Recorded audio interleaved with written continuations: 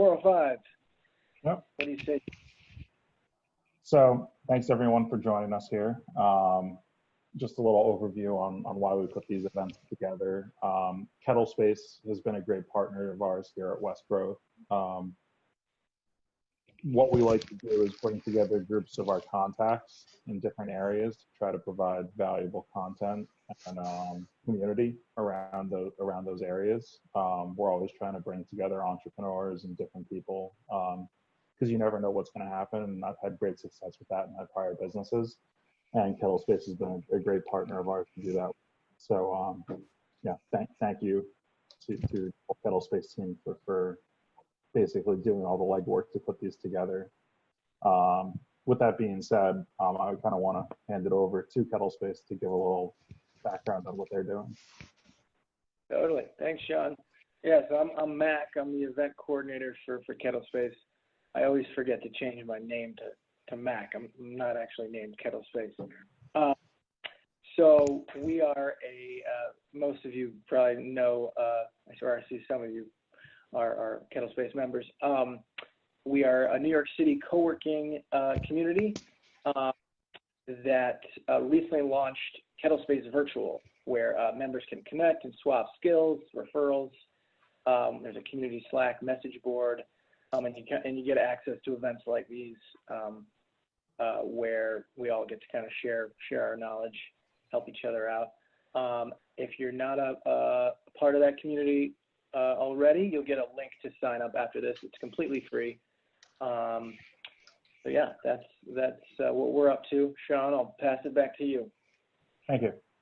So just so those of you who aren't familiar, what we do here at West Growth is we're basically an investor readiness platform for fast growth entrepreneurs, streamline their financials and then prepare the companies for going out and raising a round of money and then structuring the company and helping them move in the next direction as they actually acquire those funds and scale their business. So we work with companies right from ideation to exit.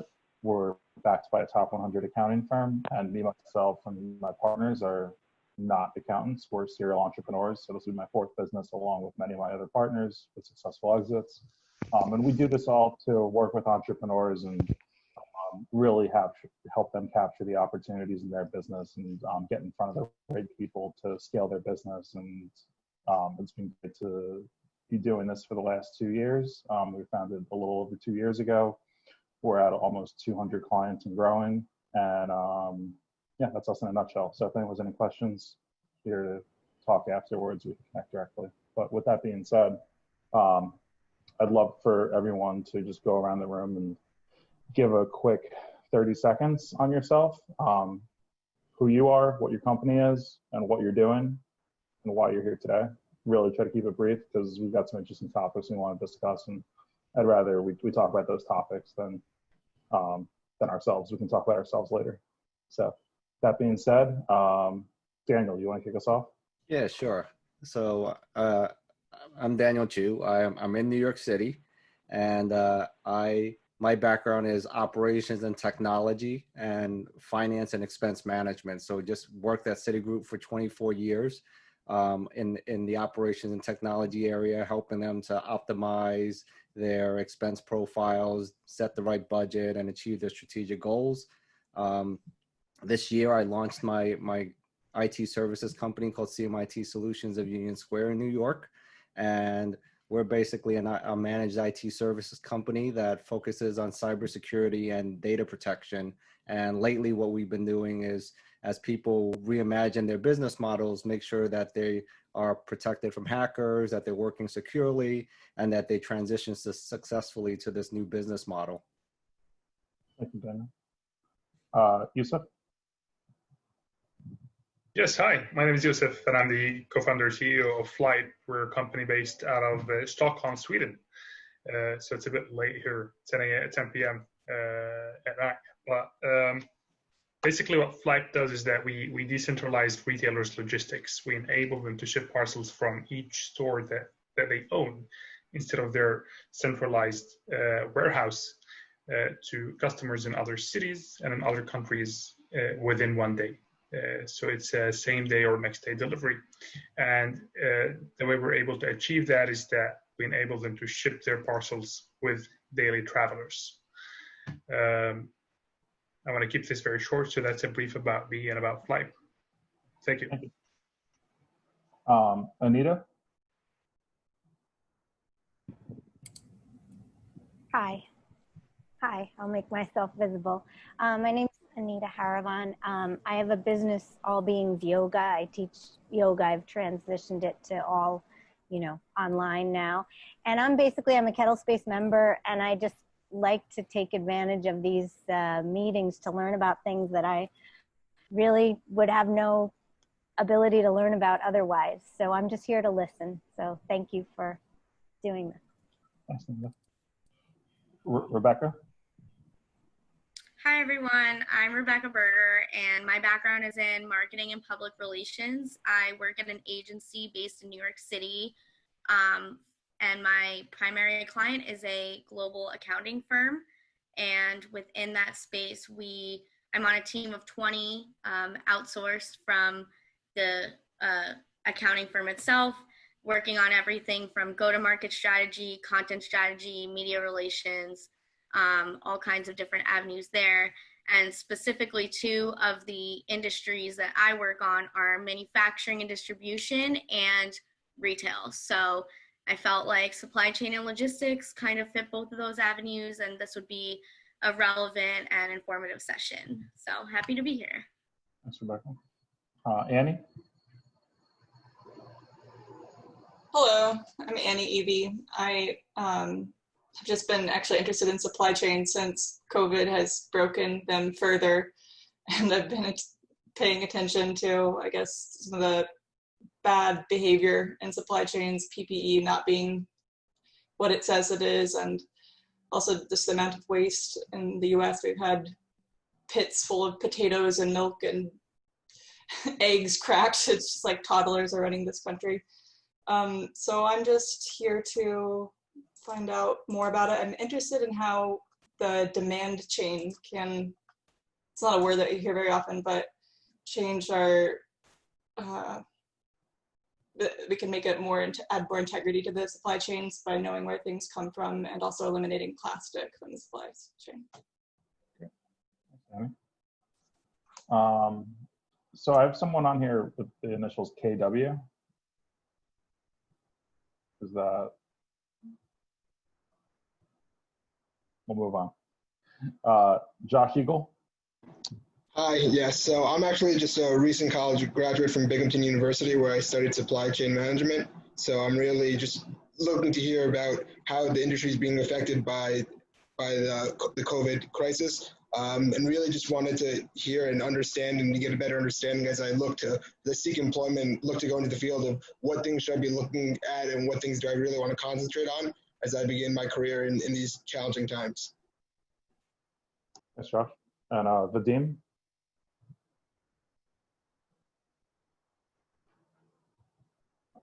Vadim, you there? I think you're on mute.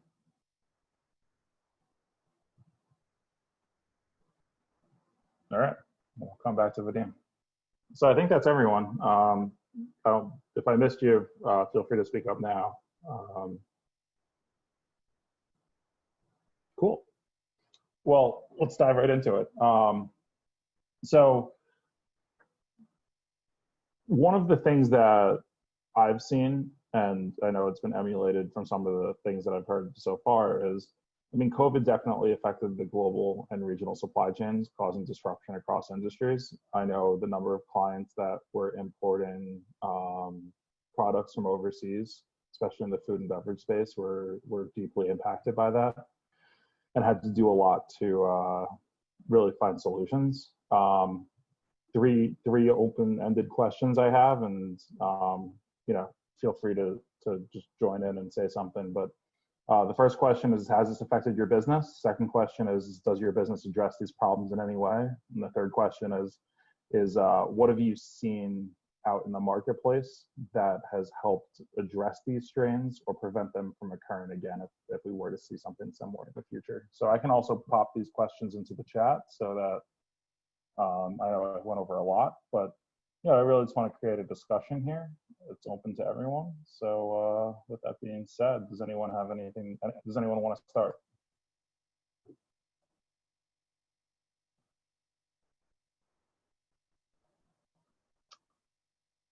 All right, I'll kind of jump in.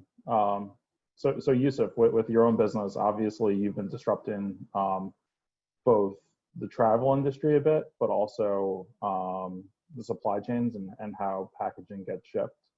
How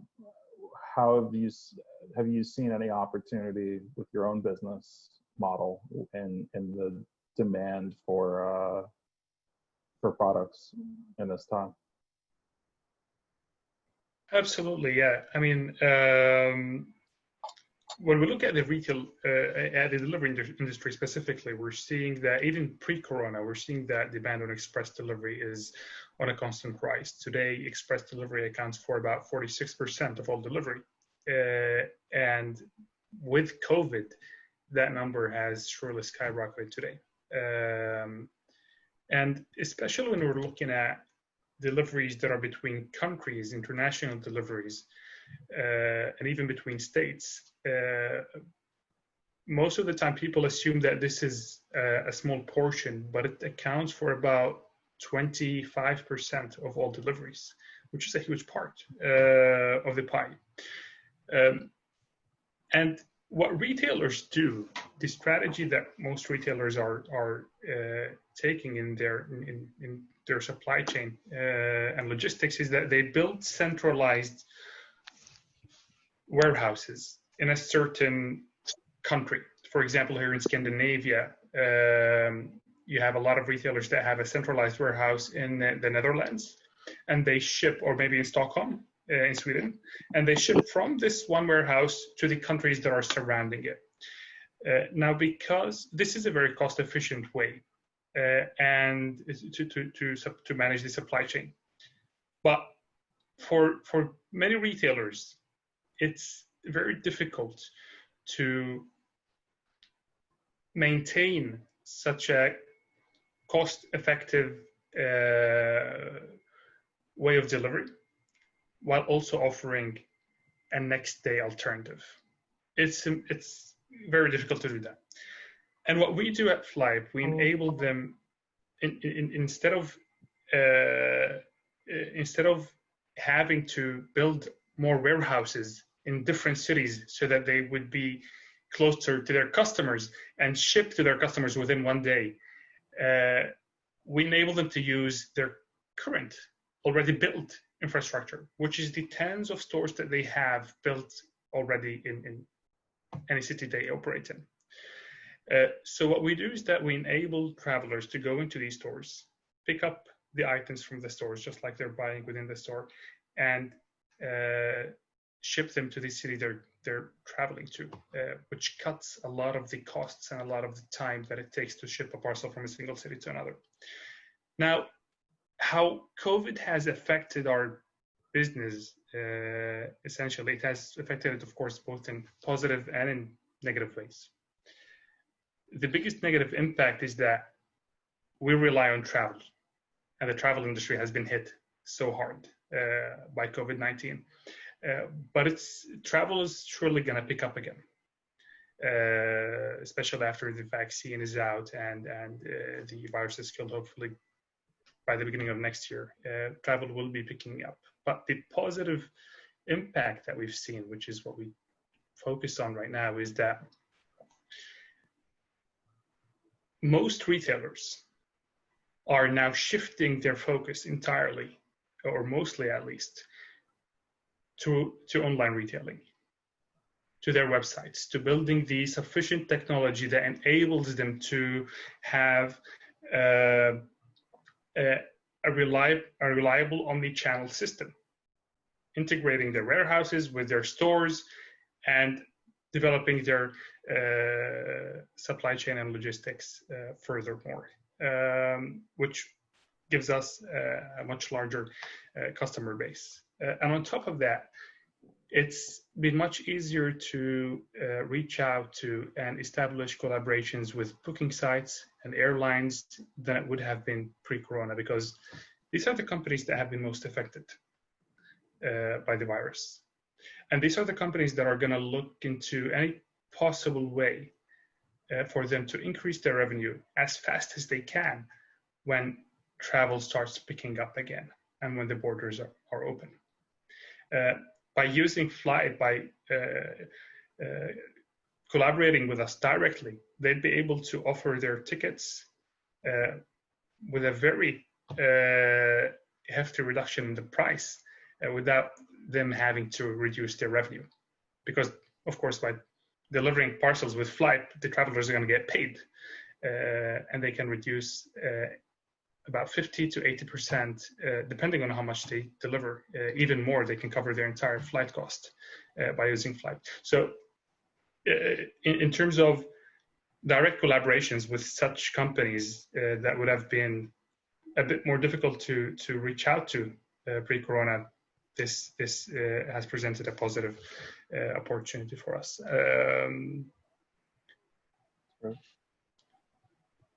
But yeah, so that's how basically, in brief, how Corona has impacted our business. Yeah. Well, I'm glad to hear that you've definitely been strategically positioned to come out the other side, if not better, for everything that's been going on. One of the things that I hear about all the time, and it actually piggybacks on the last one of these we did with KettleSpace. That one was more food and beverage, e-commerce focused, and the number of companies that are shipping products and the costs of shipping are just so astronomical. It completely it sets the bar pretty high for how businesses are able to enter the space and effectively ship samples and ship product, and it eats away at their margins. And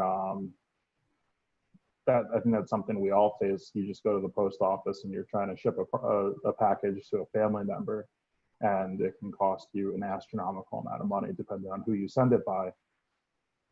With that being said, I mean, have any of you been seeing different technologies or other solutions in the marketplace that help address this?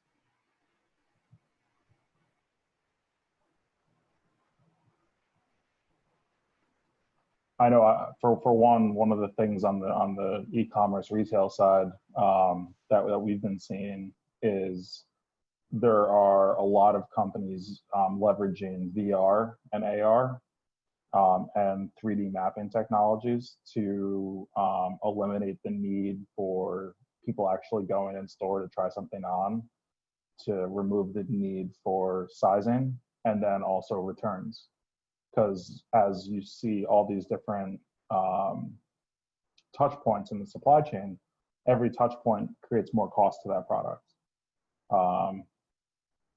And the more touch points you can remove, the lower the cost of that product is, or the higher margin and the ability to change those costs.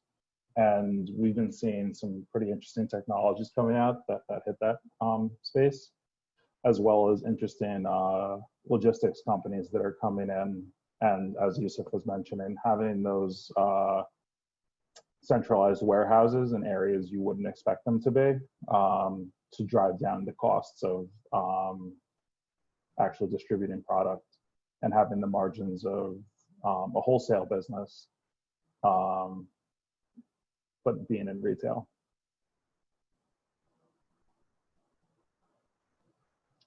So anyone have any questions that they want asked, or any topics they'd like to discuss on this call? I know a couple people are definitely interested and passionate about this this industry.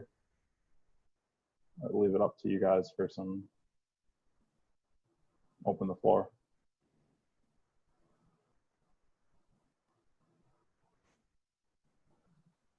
All right, I'll start picking on people. So Annie, when you started talking, you mentioned there's definitely been a lot of discrepancy on the PPE side. What have you been seeing there? And do you have any ideas, or do you want to create, can we all chime in on thoughts about how this has affected different areas? I can share my notes from that. It's not actually my industry. I work for a computer reseller for education, so I can just mention that we've had a lot of shortage. First of all, we had so much need for it because everybody was going online, so it's just like thousands of Chromebook orders. But in the U.S., federal government has first priority, so we would get a shipment and it'd just be gone at the port, and then the state and local gets another priority, and hospitals. So it's been very difficult to keep those, to get things to people. And also the receiving side right now, if something's received, if it isn't received, somebody just isn't there at the school or something, it goes all the way back to China, never get it again. So that's something that is kind of interesting, maybe could be fixed. But the PPE, one company that I found is doing, I don't quite understand blockchain enough, it's like overused word, but they're using tracking to make blockchain tracking to make sure that these products are real. See if I can find any interesting. It was pretty crazy to see, just from my own experience as COVID was really picking up in the United States. You'd go on places like Amazon to buy PPE or hand sanitizer, and even to your point about the Chromebooks being earmarked for certain agencies, you couldn't buy PPE or anything from the public if it wasn't already earmarked for hospitals, if it wasn't earmarked for government agencies. And it was so hard to get product to keep yourself safe as just the everyday person.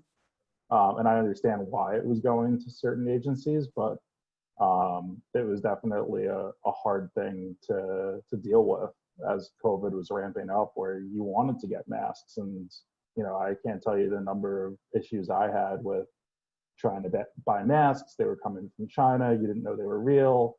You thought you bought 5, one shows up, you paid $15 for one mask. It was definitely hard dealing with all of that. And the amount of fraud that exists out there is crazy.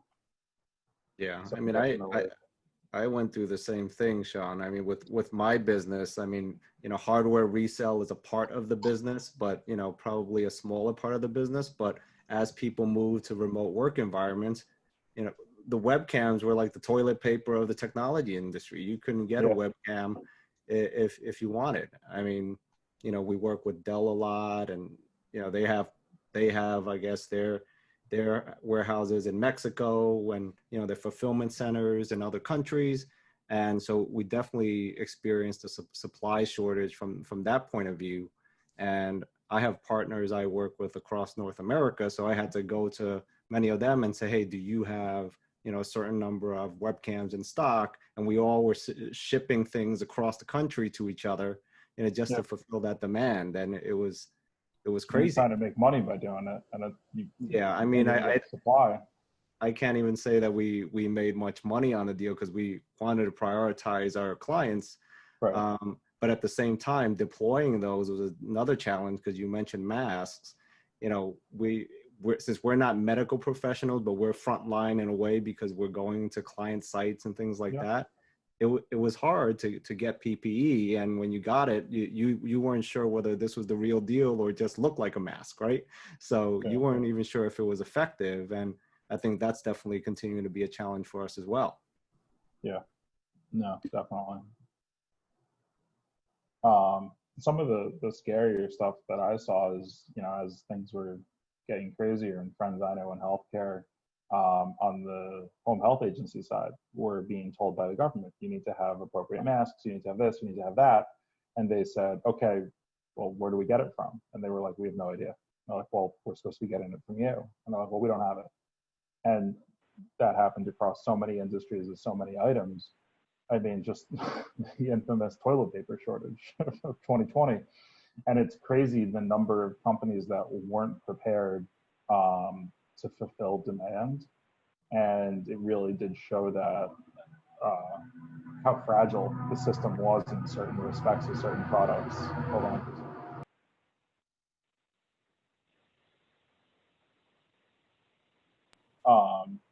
And I think that kind of hits a little bit about what Annie was talking about with how the demand side affects the supply.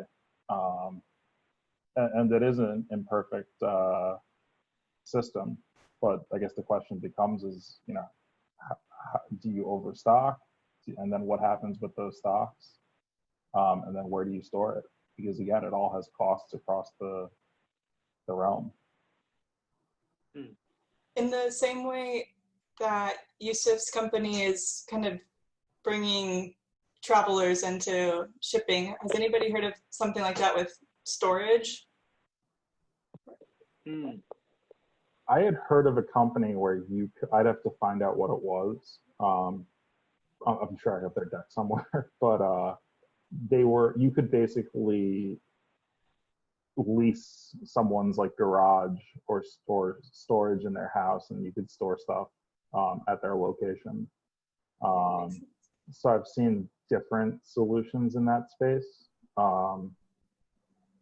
Mac, I'm sure from the KettleSpace side, you've seen some crazier requests of, people are trying to share co-working space and whatnot. I'm sure they're looking for different storage solutions and whatnot.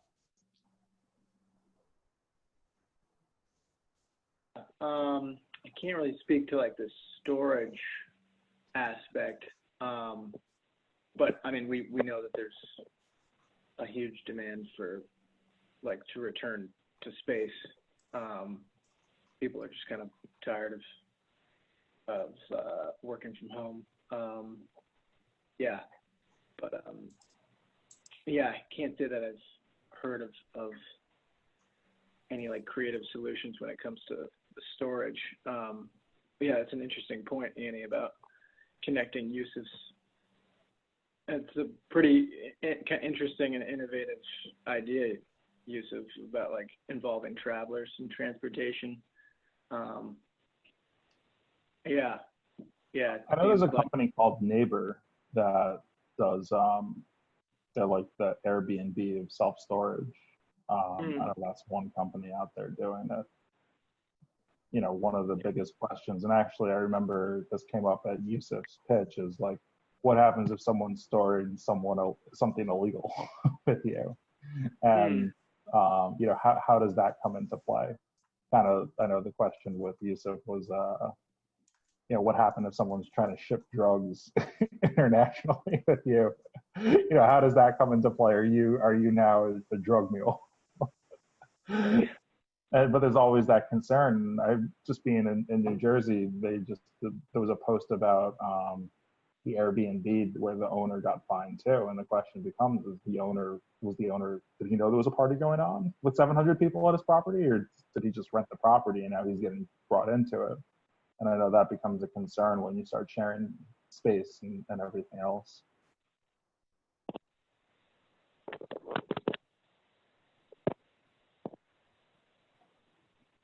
So yeah.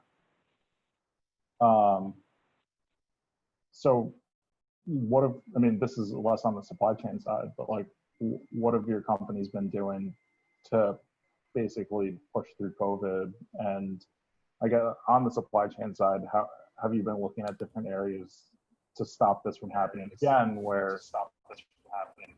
Hey, Mac, I think you're on both screens.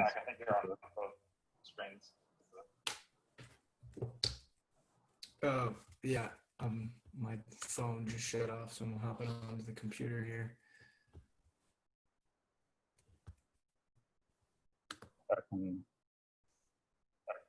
You good? Yeah. I'll answer in the meantime. We've started using a company called Circular Computing, doing like reuse, used materials and stuff. So. Daniel, what have you been doing to basically secure your supply chain? I'm stockpiling webcams at this point. I can't say that I have anything scientific right now. We're crowdsourcing, like I mentioned, right, amongst different owners, right? Just normally we wouldn't really collaborate as much, but with the crisis, I think we're all banding together just to meet the needs of our customers. So it's really just. We've also switched the type of products that we use, right? I mean, things that we normally wouldn't try. We're trying different types of products just to see how well they work as a solution. So just like, you know, diversifying the type of brands that we use just to make sure that we're keeping that steady supply of hardware coming in, you know, and just checking in with the customer and seeing how it works. So I think nothing scientific, but we're just doing what we can to just keep that supply readily available. Nice.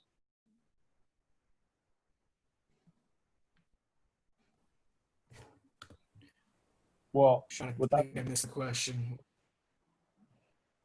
no problem. I What think. was the question? Oh, I simply said, what are you doing in your businesses to try to secure your supply chain and prevent shortages or issues in the future?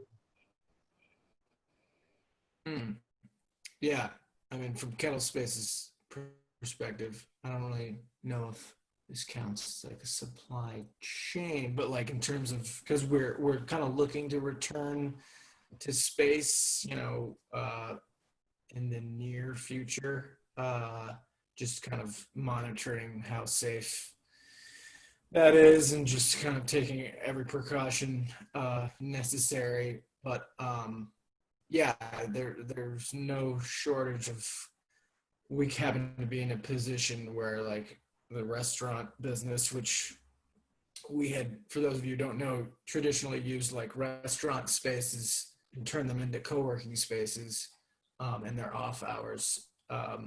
So as it is now, there's, you know, a ton of restaurant spaces that are in need of extra source of income and are really hurting. So that happens to be like a kind of a happy marriage of these spaces that need us and we need them. So yeah, we're hesitantly optimistic that we can kind of get back into space soon. Well, I know you guys did a pretty good job pivoting right as this was all, you know, starting, and you really were able to capture a lot of your members and still provide value to them and really help people while COVID is running rampant and your business is that much stronger for it, just trying to help others. Yeah, that was, you know, it's kind of always been the goal, just trying to figure out how do we connect people to each other so they can kind of share knowledge. So if anything, this kind of forced us to actually put technology behind that. And, you know, these virtual events have been a pretty good way to do that. So yeah, it's like one silver. So if no one else has any other questions or comments that they want to add, now's the time. Otherwise, I'll hand it back over to Matt. I'll just add one, which is that at least what I've seen, I work more on the B2B side, but I've seen a lot of, I'm echoing. I see a lot of companies trying to boost, or I see the client that I work for trying to help with repatriation services and help their clients with incentivizing businesses to bring their supply back to the US. And there are like legal implications there with the USIMCA trade deal, as well as potentially the next stimulus package. So that's just what I've seen is the repatriation efforts ramp up. Yeah. I mean, it's definitely caused a lot of businesses to look inwards and bring their supply chain to the US. I've definitely seen that, which is hopefully a good thing. Yeah, I mean, like, as I saw that Annie posted his circular computing, and, you know, definitely in the technology space, because of the shortage of new hardware that's available, in some cases we've had to shift to people that traditionally use devices or computers in the office. Now they're using their personal devices, and what we try to do for our clients is help them to secure those devices so that, instead of having a traditional firewall and, in office type network, we're securing everybody's laptop, as much as possible so that, they don't need new hardware. They can use their own. We just need to make sure that they're using tools that are secure when they're doing the work, because not everybody's in the same place now. So, that's another way that we're dealing with it, is rather than buying new, we're using personal devices, and in some cases also moving them to the cloud so that everything's just virtual. So, that's another way that we're trying to address things with our clients. Yeah. Daniel, what's a good referral for you? Like, what's a typical client look like? Well, I mean, I think, traditionally we've been working with small and medium-sized businesses, because definitely if you're over, let's say, a few thousand employees, you usually have your own IT infrastructure. So pretty much anybody that needs IT services and needs to work securely. We've been doing a lot of work helping people transition to remote work situations. So we do everything from helping people set up new offices to, securing their endpoints, because we focus on just working securely wherever you are. So any business that uses technology in any way, I think a lot of times they don't understand that there's a need for them to be protected from hackers, right? Because there's a perception of, why would somebody want to attack my business? And what they don't realize is that these days hackers just use automated tools that just kind of go all over the place and look for vulnerabilities. And if they see an easy target, they'll go after them. And they're not really thinking too heavily about who they are. Makes sense.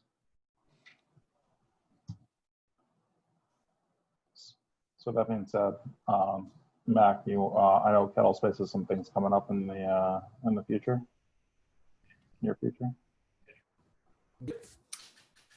Yeah, and in all of our futures, hopefully. So there's a networking event happening next Thursday. Next Thursday. So yeah, just since we've entered into this new virtual world, just kind of tips and tricks on best networking practices now, and also just developing kind of leads